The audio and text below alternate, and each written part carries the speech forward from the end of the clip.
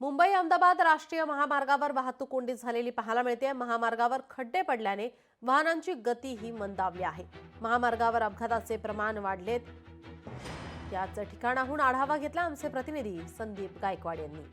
मुंबई अहमदाबाद राष्ट्रीय महामार्गावरती प्रचंड वाहतूक कोंडी झालेली आहे। आपण जर बघितलं तर आपण आता वसई हद्दीतील या घोडबंदर ब्रिजच्या जवळ आहोत आणि या ठिकाणची परिस्थिती जर बघितली तर या ठिकाणी ज्या गाड्या आहेत ह्या लांबच लांब गाड्यांच्या रांगा लागलेल्या आहेत आणि धीम्या गतीने ही वाहतूक कोंडी सुरू आहे। महामार्गाची दशा जर बघितली तर अक्षरशः या ठिकाणची दुरावस्था निर्माण झालेली आहे। मोठे मोठे खड्डे जे आहेत हे या ठिकाणी पडलेले आहेत आणि अशाच पद्धतीने या मुंबई अहमदाबाद राष्ट्रीय महामार्गावरती मोठे मोठे खड्डे पडले असल्यामुळे जी वाहतूक कोंडी आहे ही धीम्या गतीने सुरू आहे आणि त्यामुळे जे आहेत वाहनधारकांना याचा प्रचंड त्रास सहन करावा लागत आहे। त्याचबरोबर रुग्णवाहिका याच रस्त्यावरून मार्ग काढत जात आहेत, त्यामुळे जे आहेत अनेक रुग्णांचे जीव देखील गेल्याच्या घटना ज्या आहेत त्या घडलेल्या आहेत। तर गुरुवारी एका 2 वर्षाच्या चिमुरड्याचा याच वाहतूक कोंडीमध्ये अडकून दुर्दैवी मृत्यू झालेला आहे। तर अशीच परिस्थिती मुंबई अहमदाबाद राष्ट्रीय महामार्गावरती आहे।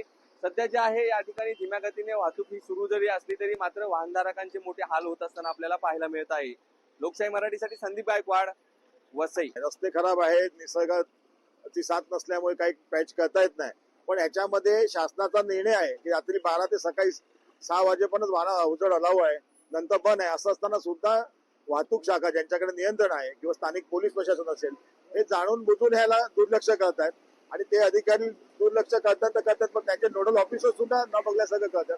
त्याच्यामुळे महिन्याला या वसई तालुक्याच्या महामार्गावर 50 लोकांचा मृत्यू होतोय आणि माझी अशी मागणी आहे की ह्याला जबाबदार असण्यावरती कारवाई झाली पाहिजे।